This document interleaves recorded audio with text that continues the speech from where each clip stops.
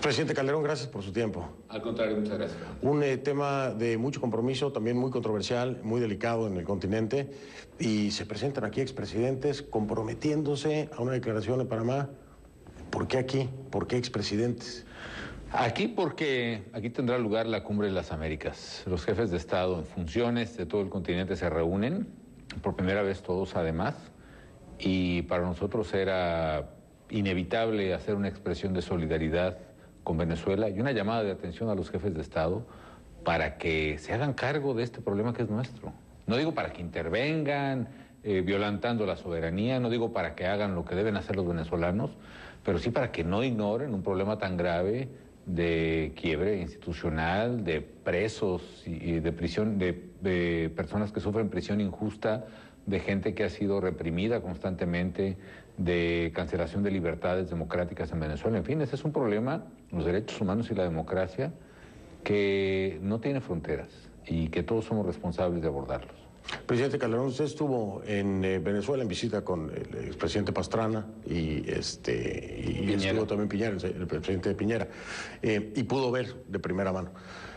¿Qué tan deteriorada ve la democracia con esta visita en Venezuela? ¿A qué grado, si tuviera que darle alguna...? No, yo creo que ya Venezuela, que llegó a ser una democracia ejemplar en nuestro continente, no cabe duda que se está convirtiendo en uno de los regímenes políticos más autoritarios del mundo, honestamente. Es decir, un gobierno que reprime así, que auspicia la formación de colectivos armados incluso, que disparan sobre la población, que cancela las voces opositoras, que encarcela a quien disiente, pues evidentemente es un régimen autocrático, autoritario, y cada vez más represivo y cada vez más violento. Esto que dicen que los expresidentes o los gobiernos extranjeros somos responsables de que se endurezca el gobierno de Maduro porque cada vez que actuamos son más sanguinarios con su propia gente, no, es un chantaje que yo no acepto. Es un chantaje que se parece mucho a los argumentos de los secuestradores, ¿no? Si tú, familiar del secuestrado, no cumples mis condiciones, yo me ensaño con mi víctima. Y eso es lo que está haciendo Venezuela. Cada vez que alguien interviene y dice, pues ahora voy a encarcelar a otro. Pues ahora voy a reprimir más. Ahora me voy a dar poderes extralegales. Ese chantaje, insisto, parecido al chantaje de un secuestrador, me parece inaceptable y lo único que debe hacer es obligar a que haya una acción verdadera. Le preguntaba a su colega, el expresidente Aznar, ¿por qué cree que tengan que ser expresidentes y no los presidentes de los países? ¿Por qué están hablando ustedes, que es una gran responsabilidad, y no está hablando Peña Nieto, no está hablando, bueno, en el caso de México, ¿no? Los presidentes? Híjole, me hubiera quedado a esa entrevista para ver qué contestó el expresidente. ¿Qué dijo? ¿Qué dijo? Se lo enseño después de que me responda usted. Bueno, yo creo por la siguiente, es entendible que un presidente en funciones, yo he estado obviamente en esa situación, tiene que ponderar muchas cosas antes de actuar. Y concretamente son diversos factores que están en juego. Está en juego la relación diplomática, en este caso de México con otros países. Está en juego los intereses o relaciones comerciales del país o de los connacionales.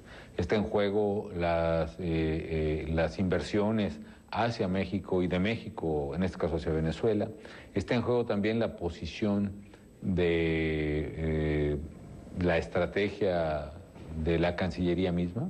Está en juego, por ejemplo, el cómo le puede ir al presidente en una cumbre tan importante como la de las Américas. Yo creo que eso ha jugado mucho, ¿eh? Sí. Sabiendo que se iban a reunir aquí, yo creo que muchos presidentes o sus cancillerías prefieren, digamos, jugar muy conservadoramente para evitar un desaguisado, que siempre es algo que cualquier canciller razonablemente quisiera evitar para su presidente.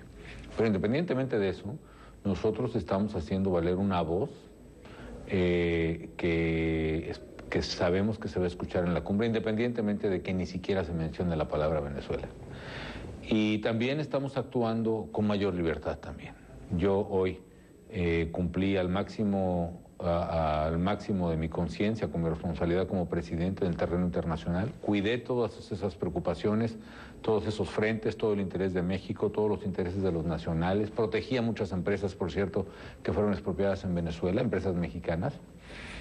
pero ahora actuando como ciudadano, recuperada mi calidad de ciudadano común, puedo decirlo así, recupero también la posibilidad de externar mis ideas sin ninguna restricción y hacer valer mis convicciones a tope, con total cabalidad. Es decir, me siento libre de poder actuar como Felipe Calderón y no ahora como presidente de la República. Y con esas ventajas, pero también con esos riesgos y desventajas estamos actuando. Y entiendo tanto al presidente Peña como a otros presidentes de que tienen que ponderar una serie de factores, porque no solo está en juego sus convicciones, sino también pues, el interés del país. Dicho eso, pienso que lo que nosotros debemos hacer es hablar. Como decíamos hace rato, para nosotros ni el silencio ni la pasividad son opciones ya. Creo que ya no lo son para nadie.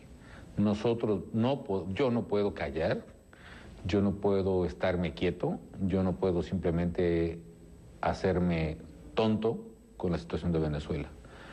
Prefiero equivocarme hablando, prefiero equivocarme pidiendo, prefiero equivocarme denunciando y exigiendo, a equivocarme quedándome callado y haciéndome tonto. La verdad es que eso ya no, para mí no es aceptable. La situación en Venezuela se está deteriorando. Me ha tocado hablar con las esposas de quienes están presos, me ha tocado ver llorar a sus hijos, me ha tocado ver llorar a la gente que ha perdido a un hijo en las marchas, en fin, y que me ha tocado ver a la gente desesperada por falta de alimento y no podemos quedarnos callados. Pienso que nadie pudiera quedarse callado, pero por lo menos quienes tenemos la libertad de hablar, tenemos que usarla. ¿Habrá un resultado? ¿Cree que hay un resultado con esta declaración aquí en este marco de la cumbre?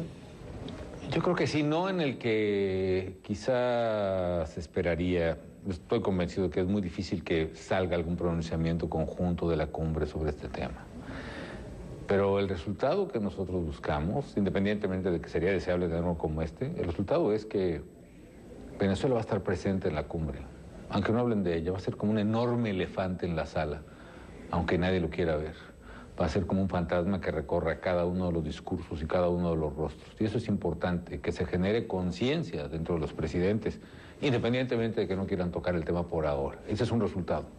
El otro es lo que tú estás haciendo, Fernando, y CNN hacen, que es despertar la conciencia de los ciudadanos en América Latina y en todo el mundo, a través de CNN y otros canales. Es decir, yo le pido a los ciudadanos que empecemos a alzar fuertemente la voz en favor de Venezuela, que hagamos valer nuestra voz en la opinión pública, que hagamos valer nuestros derechos ciudadanos. Todos los políticos, le tenemos que hacer caso a los ciudadanos. Y cuando los ciudadanos exigen algo, los políticos tienen que responder. Si los políticos no han respondido en el caso de Venezuela, es porque quizás hace falta que crezca esa opinión pública, esa conciencia colectiva acerca del sufrimiento de nuestros hermanos venezolanos. Y una vez presente esa conciencia y una vez expresada esa voz, yo creo que la política va a empezar a reaccionar. Tenemos que empezar por la denuncia, tenemos que empezar por alzar la voz, tenemos que empezar por hablar, y una vez que esa voz genere conciencia, esa conciencia va a generar acción política y acción diplomática, que es finalmente lo que queremos. Presidente Calderón, otro día platicamos de México, si le parece, porque yo sé que se tiene que regresar.